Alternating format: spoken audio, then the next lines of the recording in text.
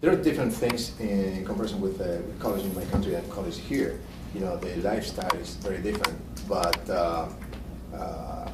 it was very stressful. In my country, even if college is not as expensive as is in this country, when you go to college here, you have to think on as a minimum of, I don't know, depending on your career, you have to pay something between $5,000 to $10,000 a month for college or more, depending on the university that you want to go. And of course, well, in countries like Argentina, you have to work unless you're coming from a rich family. So you're tired and then you're stressed. So, cuando me mudé de Argentina a Estados Unidos, no fue mucha sorpresa, porque yo ya viajaba para Estados Unidos por lo menos 2 veces por año. Mi gran sorpresa fue en el año 1986, en mi primer viaje a Estados Unidos, cuando vi las calles tan lisas, sin pozos. What I found when I landed here is that people in the States is not as cold as is publicized in countries like in my country or the Latin region. But of course, you have to reach a certain level of communication, and when you cross that level of communication and interaction with people, then you find out that, well, Americans are not really very different from Latins or from Europeans. I lived 1 year in Europe, and at first I found Germans really very difficult to communicate with. And after I crossed the barrier and established the communication, they were fantastic. There are similarities and there are many differences. I believe the family here in the States suffers a lot the consequences of progress and stress of lifestyle. You know, in countries like Argentina, very rarely the woman works.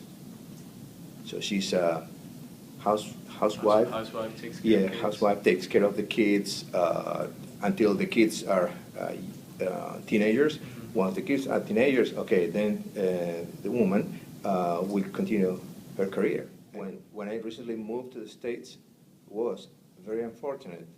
It was a week before 9/11 in 2001. So a week after, I was driving my car back to work. I tuned the radio and I was listening to the news and I said, what is this? Is this a novel? Is this someone relating a science fiction story or what? I couldn't believe that what the guy was talking about, the towers. I arrived to work and no, it was true. So then, a few days later, another employee from the same company crossed me in the hallway. I never spoke with that person, but I saw that person before, and he stopped me in the hallway, and he, even before he said good morning or good afternoon or whatever, he asked me, he said, are you Middle Eastern? So I was shocked. I said, no, I'm from Argentina, I'm Latin. Oh, welcome to the company, right? But, you know, with my beard, yeah, my dark skin, so I was the typical Middle Eastern stereotype. So everybody was, of course, scared to death about the issue what happened with the terrorist attempt, yeah, the terrorist attack. So you know, sometimes I'm surprised on how ignorant, and there is no offense intended. Okay, how ignorant is the American people on the culture of other countries. But sometimes it surprises me that also they're ignorant about the same own country. I think that Americans should have more history, more geography, in order to understand, for example, that Congo is not in Latin America. Congo is in Africa. And I heard that yesterday in our team. After all the years, what I rescue is that we should pay more attention to history and be more respectful for the different countries, the different cultures. And history is telling us what has happened, sometimes why that happens. And, well, you know what? History repeats itself. So we, as a civilization, we have a very short history of information, data recorded what happened, right? But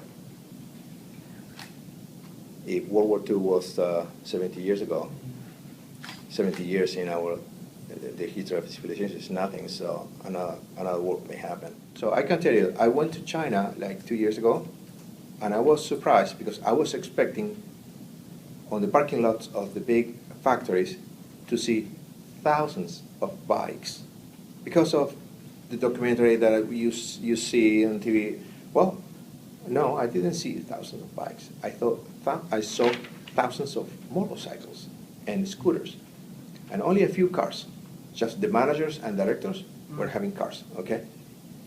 But you know what is the future, right? If you go to China for 10 years from now, they'll have bigger parking lots, packed of cars. And here we will be just packed of bicycles.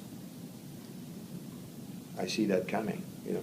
Everybody will be riding bikes here, and all the Chinese will be on cars. What I thought was most interesting is when Abel pointed out that Americans tend to think of America as the most diverse country, and that we think other countries aren't so diverse, and we're the only ones that offer job opportunities to everyone else.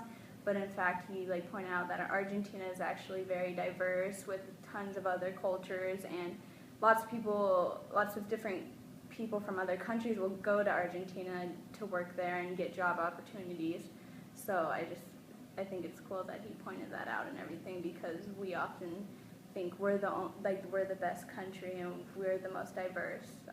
All right. So what I thought was interesting was when Abel pointed out that we should pay attention to history and to see why things happen and why they are the way they are.